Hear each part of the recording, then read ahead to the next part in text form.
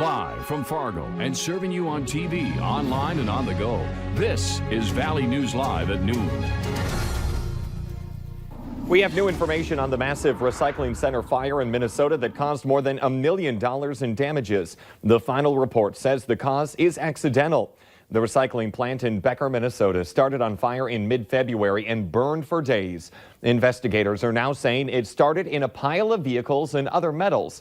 The fire cost about $1.5 million in damages, and it also affected air quality in the region for days. New at noon, a North Dakota man pleaded guilty to sexually assaulting a 4-year-old child and giving that child an STD.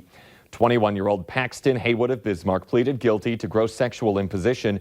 Bond for him was previously set at $100,000. Also new at noon, a Bismarck pharmacist pleaded guilty to federal exploitation and cyber-stalking charges for secretly recording a woman in his home. This guy on your screen right here, 52-year-old Curtis McGarvey, told a U.S. district judge that the first 2 pictures that he took were just to test his equipment. But then he took full responsibility for the rest of the images that he recorded. He faces a maximum of 30 years in prison. Taking that live look outside, a little bit more mild today, but the sun, it doesn't really want to talk to us at all today. For what we can expect for our forecast and who might be seeing some precipitation, let's check in with Lisa Green. Things are looking a little more dicey over to the east. You can see a lot going on the radar here in our eastern viewing area. Not a lot of this reported as reaching the ground. We did have a report coming in from Thief River Falls from their weather station there of unknown precipitation, which just means it's difficult for it to determine whether it's snow or rain. It might be a mix of the two going on in that area. So there are some places where we are getting a little precipitation. It does look a little scarier on the radar than how we are actually experiencing it on the ground, though. Much of this is aloft. Along the Red River and west, it's quieter. We're even seeing some breaks in the clouds out by Devil's Lake, and we'll likely get a nice break before the next chance for some rain rolls in for tonight. Check out these temperatures. We are at 42 degrees right now in Jamestown, 41 in Devil's Lake. Fargo's at 33. A lot of us are right around the freezing mark in northwest Minnesota at this point in time. There's some wind out there. We're getting gusts up to 31 miles per hour in Hallock. So that's what's actually helping to warm us up. Here's a look at our temperatures for the afternoon and what we can expect into the evening. A high of 40 in Fargo. We'll see that chance for some rain moving in later tonight. More areas likely to see it. Should be pretty light, but still a bit of a nuisance. We'll talk more about that and take a look at that weekend forecast ahead coming up in just a few minutes. All right. Thank you, Lisa.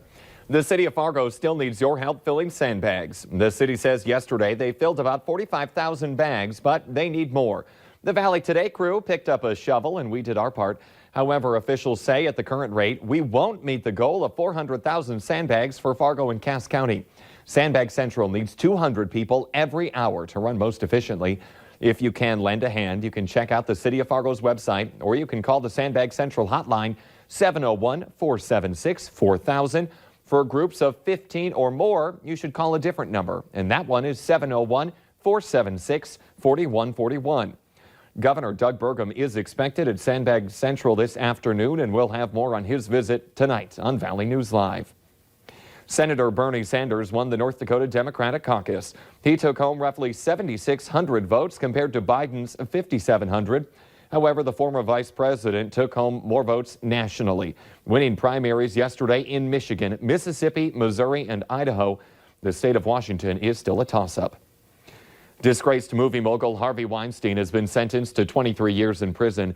The sentencing was handed down today in a New York City courtroom.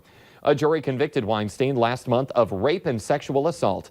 In all, more than 80 women have accused the disgraced producer of sexual assault and harassment.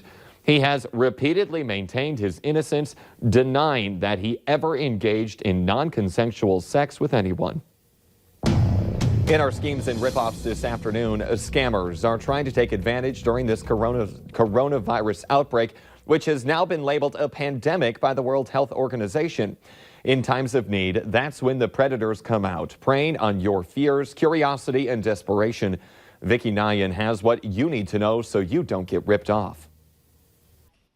Coronavirus making headlines daily. Some schools are now closing at the first hint of possible exposures. We're looking at declines across the board. As people search for answers, the criminals come out.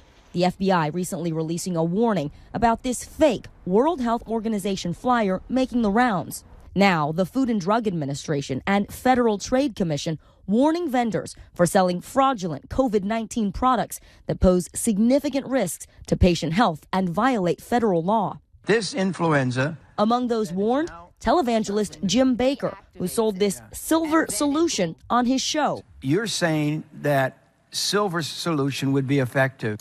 Well, let's say it hasn't been tested on this strain of the coronavirus, but it's been tested on other strains of the coronavirus and has been able to eliminate it within 12 hours. And he's not alone. Others are claiming so-called silver solution, or colloidal silver, can cure coronavirus. It looks just like water, but for years the FDA has been warning not only can this not cure anything, but it can actually damage your health. Baker removed the video after the FDA warning. Fakespot.com is a website that helps find counterfeit products, including these masks on Amazon.com. These are being sold as N95 masks, which can filter out viruses. They certainly don't look like the real thing. How do I know? Because this is a real N95 mask, but you don't have to be an expert. Take a look at these one-star reviews. It appears a number of customers found out the hard way these are probably fakes. And watch out for fundraising campaigns. A search on GoFundMe for coronavirus turns up more than 3,000 results, but the FTC warns that scammers are setting up bogus charities, so be sure to do your research before donating. Also look out for phishing scams. Cyber experts shared these real-looking emails with NBC News, supposedly from the World Health Organization and CDC. They're not. If you click on a link or download an attachment from those emails, you could be giving hackers your personal information. Bottom line, a government agency will never ask you for money. They're also telling us to beware of emails and social media posts from friends and family. Always take the time to verify the claim, especially before you forward it on. In our consumer alert this afternoon, 2 backpack leaf blowers are being recalled. The recall involves thousands of Echo and Shindawa backpack blowers and replacement straps. The Consumer Product Safety Commission says the blowers' shoulder straps, plastic buckles, or the anti-static ground wire can be drawn into the blower fan and cut you.